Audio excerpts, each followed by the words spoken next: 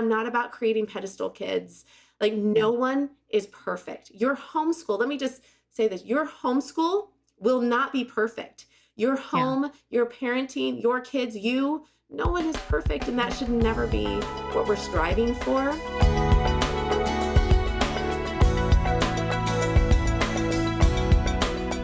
You talked about a crate system and organization. I want to talk about organization. Like, how do we organize our homeschool day? Now we have set the foundation. We know why we're homeschooling. We know what our goal is. We know where we're going with it, right? We know what the end goal is. We talked about what our day might look like. We talked about curriculum. What now? How do we put it all into practice? How do we organize it all and actually put it into play? All right. So how to organize your homeschool? Great question.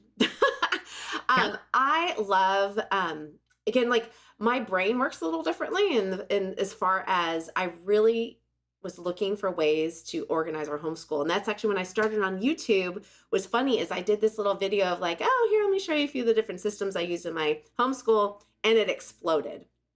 So that video is one of my most popular videos. And I introduced people a little bit to my crate system there. And I had so many questions that I decided to create a homeschool organization course. So in my homeschool organization course, you can find that at homeschoolorganization.com. So pretty easy to find.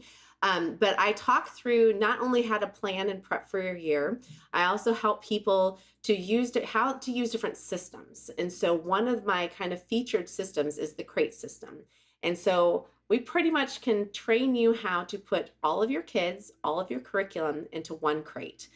So you have one crate that has all of the curriculum for the year in that crate divided by weeks. And that's the key, is that I think it's so natural for people to think, because teacher planners are by day. So we talked about teacher planners earlier. Teacher planners are by day. And I really want you to get that until it is like Monday, you're not thinking about daily work. I want you to think by week. And so that's what the crate system is designed to do. Now, what's amazing with the crate system, because you planned out your entire homeschool by week. And again, you have one crate, you have all of your kids in that one crate. We color code our kids. And so like they can pull it out. But it creates independence for my kids, and also creates a bite-sized look at the week. And so one of my friends who was using the system, she was like, Kristi, you've revolutionized how we homeschool, because her daughter would feel so overwhelmed not knowing what was coming each day. And so she was able to see, she'd pull out her crate or pull out her folder for the week. And she's like, this is all I have to get done, for the entire week. And so from there, there's different systems I recommend. Sometimes I recommend, some kids can handle just shoving your week's worth in a clipboard and they are good to go. Like they just know kind of naturally how to divide it up. That was my oldest son. He just he was fine. He could take the whole week, stick it in there. He'd do a few pages of math, so he could handle that. Other kids need your help training them how to put it into like more of a daily binder or whatever system that you want to have with them. So that is kind of a little bit how the crate system works. And there's all kinds of nuances that go along with it. Because a lot of, it naturally happens. I always say it happens around week 12. And like every year I'm like, yep, week 12, week 13 is about the time that I'm like, I need to do adjusting here, because we've slowed down, sped up. Like we're pulling things from weeks ahead. We're a couple weeks behind, and I'm shoving things into the next week. So it kind of just creates this one spot. Works great for military families, works great for missionaries. I've had a lot of families. I've had parents come up to me crying when they came and saw me one year to the next year. They're like, I was ready to throw in the towel. I was so overwhelmed. And so I really try to come at it practically, because I knew what I needed as a homeschool mom. And I wanted to teach that to people. And so part of just the way that I show people, again, is to introduce all of these different systems and how they work together, how you can tweak it. And I have people that are so cute, because they're like, I love your crate system, but I kind of changed it a little. And I'm like, that's awesome. That's what you want to do. Like, you do what works for you.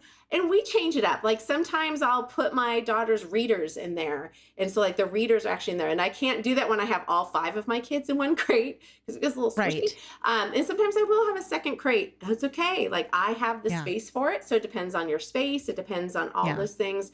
And again, like it's always fluctuating. So my second oldest, my second son, he when he hit high school, I actually I just got one of those like file boxes, and that became his like mini crate. And I created that a little differently, because he needed to see not only his weekly work, but I needed a spot for him to be able to easily, because he was working so independently, I needed a spot for him to move his work, because we were realizing, again, you just kind of have to figure out what's working. But for him, it's like, this is work that now mom needs to edit. So like any papers, math, anything that I needed to grade or edit went in that. So then we kind of developed a system where I'm pulling things and he's pulling things. And yeah, so you just kind of work on things together. But the key feature for the crate is that you have everything in one spot, and you're literally putting your school on autopilot. That is the key feature of the crate and how it works so beautifully. And it's worked in times when I had to fly to Spain for an emergency situation with a family member who got hurt in Spain, and I had to go out and be with them. And it helped when we had another emergency situation with another family, and it allowed me to be able to stay longer. It allowed me to be able to pick up and go. When I had to have surgery one time that was unexpected, my homeschool continued.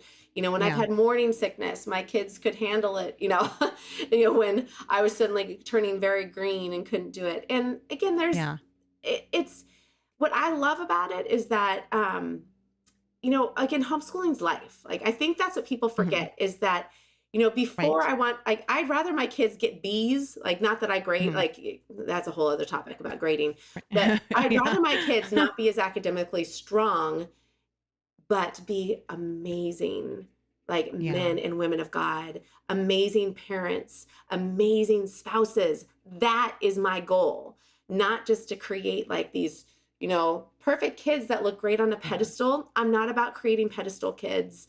Like, no one is perfect. Your homeschool, let me just say this, your homeschool will not be perfect. Your home, your parenting, your kids, no one is perfect. And that should never be what we're striving for. If you are keeping your eyes, like your verse talked about, I've never heard that verse used, by the way, for homeschooling. And I love it. I might have to like sneak that and put that on my little, my little verses that we love. Ecclesiastes 12:13. I know. And I'm blanking on the verse because we have another one that we use about how like a student will never be above his master. Luke, but when he's fully, is it Luke? It was Luke. Luke I'm like, 6:40. it's the gospel. Yes. So yes. It's Luke 6:40. Yeah. So good. Because when they're fully trained, they should be like the teacher. And I'm like, be like the master. And I'm like, I don't want my kids to look like the public school. But I've totally lost my train of thought of where I was. But just to know that like, it's not about creating perfect. And I think like in this day and age of Pinterest and, Instagram and all of these places, like we want to put on the happy face. Like, look at my happy family. You know what? That's not what it's all about. We are called to love the Lord with all of our heart, soul, mind, and strength.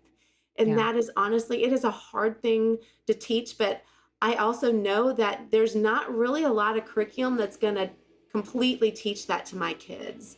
What there is my life. And that's going to speak a lot louder than anything else. Homeschool Insights is sponsored by CTC Math. If you're looking for a great online math program, visit ctcmath.com and try it for free. For more great homeschool inspiration and resources, listen to the Schoolhouse Rocked podcast every Monday, Wednesday, and Thursday.